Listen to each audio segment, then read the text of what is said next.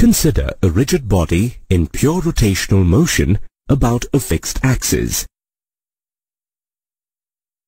As you have already studied, each particle of the rotating rigid body executes uniform circular motion.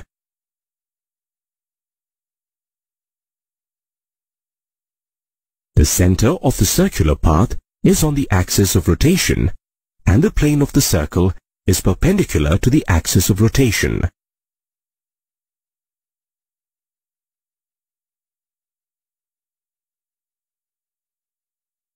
Observe a particle at P in the rigid body, that is, at a perpendicular distance r from the axis of rotation. Let O be the center of the circular path of the point.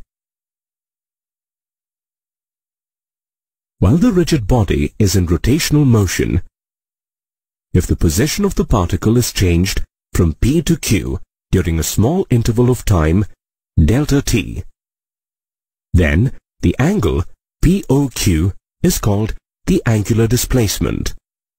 In the SI system of units, angular displacement is measured in radian.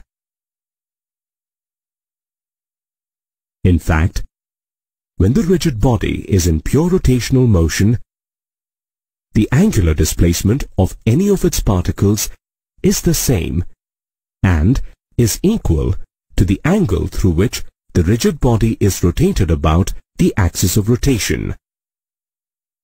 If the angular displacement of a rigid body is delta theta during a small time interval of delta t, then the average angular velocity of the particle is defined as the ratio of delta theta to delta t.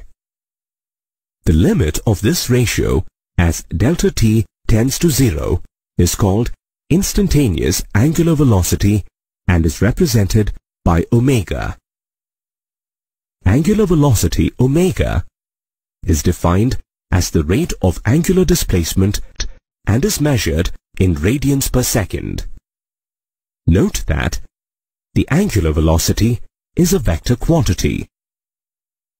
If the right hand's fingers are curled in the direction of the rotation of the body, the direction of the stretched thumb is the direction of the angular velocity omega. When a rigid body is in pure rotational motion, the angular velocity of each particle is the same and is equal to the angular velocity of the whole body.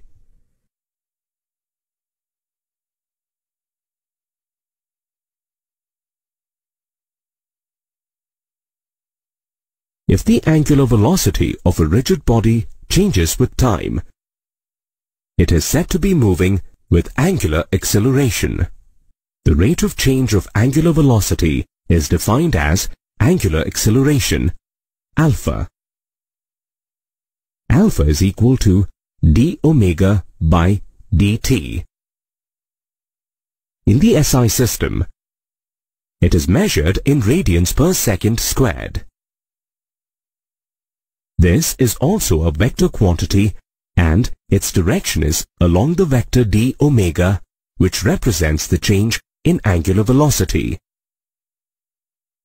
Now, let us consider an example. When switched on, a fan attains its maximum angular speed of 30 radians per second in 12 seconds. When switched off, it takes 120 seconds to come to rest. What is the angular acceleration of the fan in both cases? In the case of increasing angular velocity, we get the angular acceleration alpha 1 is equal to 2.5 radians per second squared. In this case, both angular velocity and angular acceleration are in the same direction. In the case of decreasing angular velocity, alpha 2 is equal to minus 0.25 radians per second squared. Here, the direction of angular acceleration is opposite to that of the direction of angular velocity.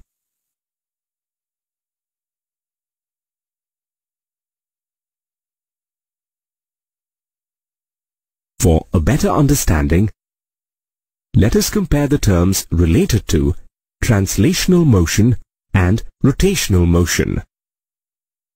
Observe a rigid body rotating about a fixed axis with an angular speed omega.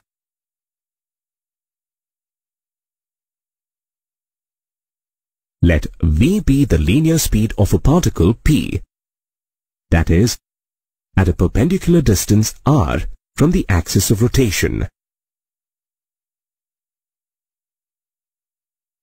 When the rigid body is in rotational motion, if the length of the arc traversed by the particle in a small interval of time is s, then s is equal to theta into r. On differentiating with time, ds by dt is equal to d theta by dt into r. V is equal to omega into r. This is a useful relationship between linear and angular speeds of a body. In vector notation, we can represent the relationship between linear velocity v and angular velocity omega as v is equal to omega cross r. This is applicable to a rigid body rotating about a fixed axis, as well as to a rigid body rotating about a fixed point.